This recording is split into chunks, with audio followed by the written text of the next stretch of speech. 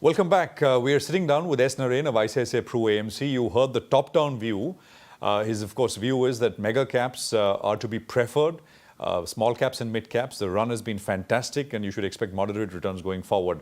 Let's dive into some of the sectors that Naren would like to bet on from here on. Naren, in terms of sectors, what are the big ideas you have? See, basically, many of the sectors which we actually were positive on 3 years back, which were non-consensus, they all have played out. So we were positive on telecom, we were positive on power, we were positive on metals at that point of time. Metals, of course, played out very quickly.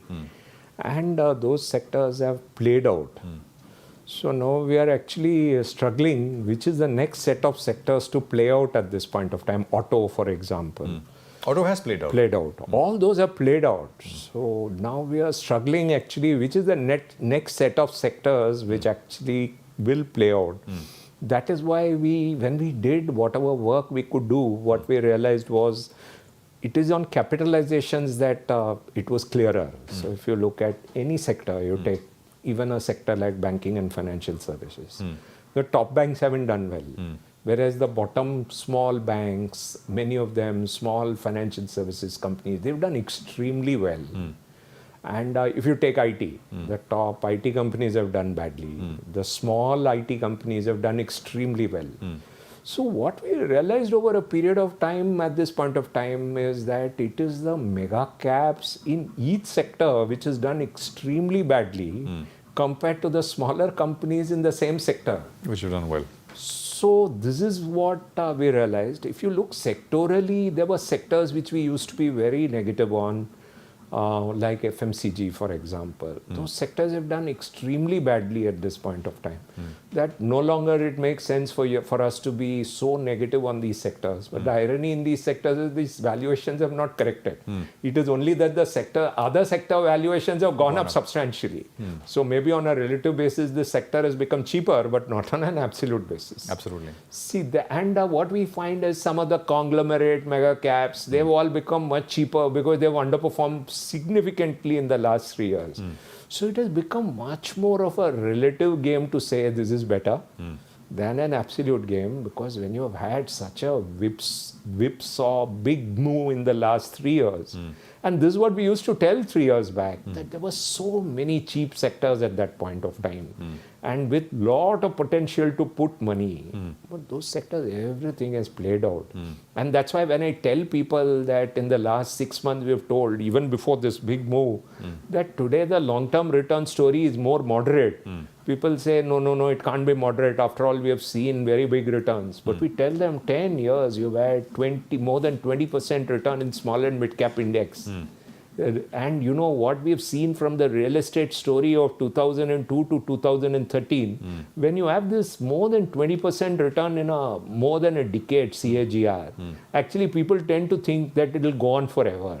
But it never goes on forever, and you have to prepare yourself for a more moderate return period. But it's so tough to convince people that you're in for a more moderate return period, and that is very tough, because every PE which I had seen in 2003 to 13, in 13 what the price to earnings was in ICICI we used to discuss, and today what we discuss, we give valuations which are much higher than what we used to give in 2013 in our company. Coming back to sectors, I mean, as you said, there are no real bombed out sectors. Maybe small chemicals as a space, or maybe, but nothing very large which has come off substantially valuation-wise. So in that sense, it's relative, you're saying. Yes, absolutely. So you're forced to actually, maybe even FMCG that you said has not done well. You may not really like it very much, but it's just that it's not done very well. We like the sectors. Okay. If you have a situation like, for example, we invested in many of our company funds, two-wheeler. What was the thesis? 2013 to 23, for 8 years they had negative growth. So we like the sector. But at least there, the valuations had become really cheap in some of the companies. So it became very easy for us to buy. If you look at FMCG, the volume growth, we talk of India story, but what is the volume growth in the entire FMCG space? It is all very, very low. Correct. So it becomes very, very attractive to say that this kind of volume growth cannot happen in an India story.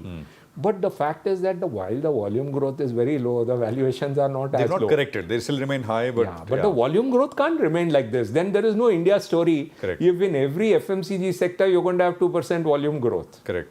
Manufacturing, PLI, Make in India, are those themes that you're betting on? I think those themes are very, very attractive. But for that, on a continuing basis, we should have low power cost. We should have low manpower cost, low land cost. We should have supportive infrastructure.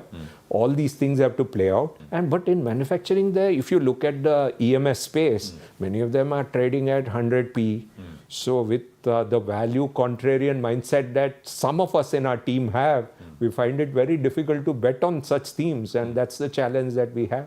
So It is a avoid challenge. what? Let's start there. Avoiding is much easier. You avoid.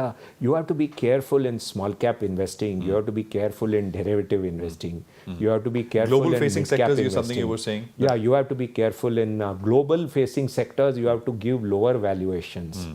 These are the areas to be careful, if you ask me. I don't think there is anything which is thumping the It's a table at screaming this kind point of- of time. I mean, you're talking agree. to me when we are managing other people's money at all-time high, and you're asking me for thumping the table ideas. It's not easy. It's not easy. Absolutely. Let me just wind this up with sort of two things to watch out for. Not risks, really.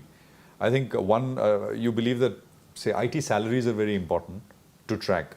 They've not been growing, that is one. Yes. And the other thing, of course, is equity markets staying up, because we talk about real estate, but many do believe, and I think you do as well, that the wealth created in equity markets has been responsible for this upcycle in real estate. So just talk about that.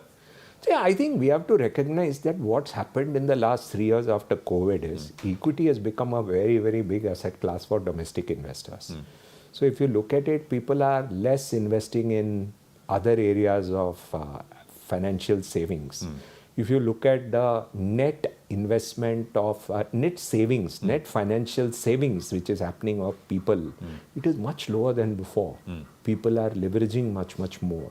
It's an area which worries us at this point of time. The equity market is not the area of worry, because people are giving good amount of money as SIPs to mutual funds. People are investing in NPS. All those things are happening. But we do worry about the fact that the leverage is increasing in the financial system among retail. And that's why the Reserve Bank recently increased the risk weightages on personal loan. I think it was a fantastic step on the part of the Reserve Bank to do it.